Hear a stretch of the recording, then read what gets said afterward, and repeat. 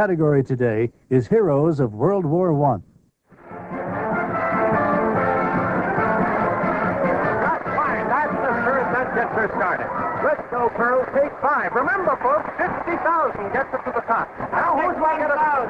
1,000. Take 1, Pearl. Remember, 50,000. 3. 3,000. Take 3, Pearl. Step right up here and fill out the application. Folks, that's it. Fine. That's the series, folks. Come on. What do we do?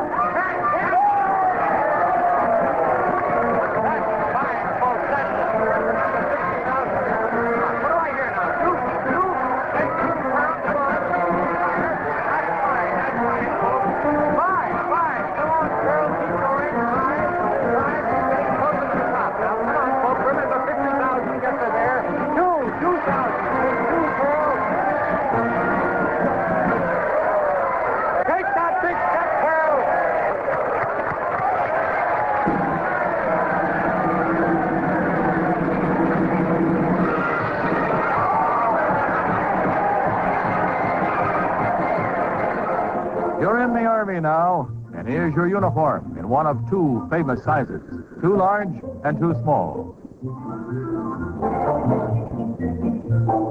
See what we mean?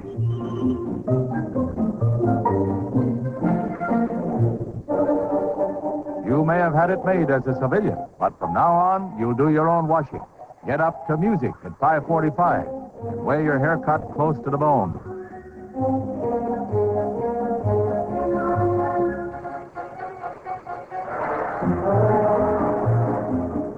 These rare old films were made more than 40 years ago.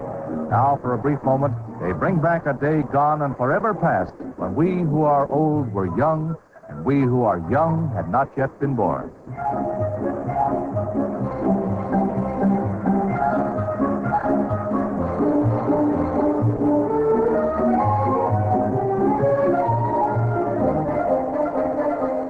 The rookies of 1917 got in trim to lick the Kaiser with a series of exercises apparently inspired by Bernard McFadden and the physical culturists. Among these arm-swinging doughboys, you may find a relation or a friend or even yourself in that carefree, cockeyed time when life lay before you and even war could seem a game. Oh, my aching back.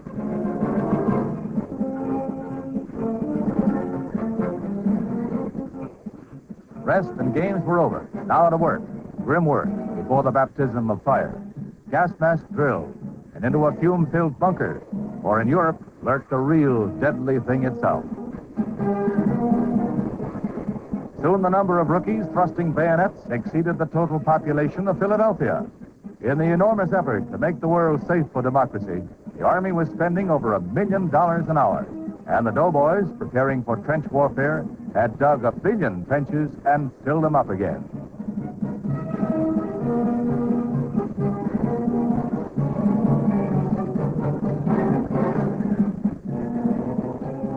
Ready and eager, they answered the call. At a YMCA gathering on the eve of their embarkation to France, these well-trained, ready-to-fight doughboys received a last-minute pep talk from the explosive evangelist, Billy Sunday. Billy, who liked the Kaiser even less than he liked beer and poker, called the Hun infamous, vile, greedy, sensuous, and bloodthirsty.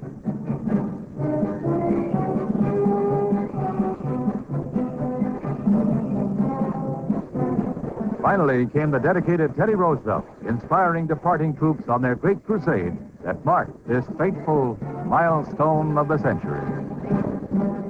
Backing the fighting men in 1918 was the home front, and the most frenzied of home front activities was shipbuilding. Ships made of wood exceeded those of steel by more than 2 to 1, the last gasp of a dying age. Shipyard workers received the same hero status as fighting men. Launchings, accompanied usually by bands, confetti, and pretty girls, increased steadily until they neared an astonishing 150 a month.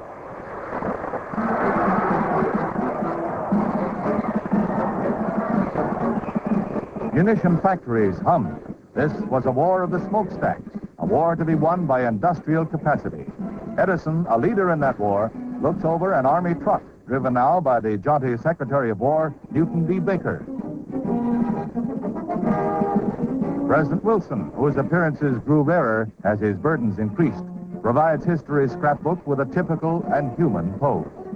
The war brought a new mass production industry into being, the building of planes. Under government directive, piano factories turned out wings. Auto body manufacturers turned out fuselages. Capable of dropping bombs, scouting the enemy, or engaging in dogfights, the glamorous battle plane was a flimsy but formidable agent of destruction.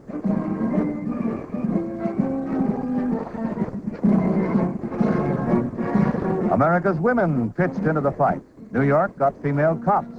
Shortages had forced the ladies to give up their steel corsets, but they gained an iron determination. Women letter carriers replaced men off to war. The government had taken over the railroads. Now the ladies did too, filling jobs from engineer to yard laborer. And when she wasn't working in office, factory, or farm, the gallant female knit socks for the soldiers, wrote letters to her man overseas, and Hooverized her meals, cutting down on meat, wheat, fats, and sugar, because the slogan told her, food will win the war.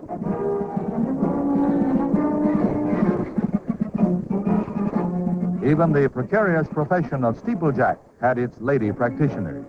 Her unceasing efforts lightened the burden of war and won her the vote. Buy bonds, blot out the Hun, do your utmost.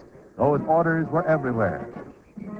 The Liberty Bond goal was a staggering $20 billion, and everybody worked to put sales over the top.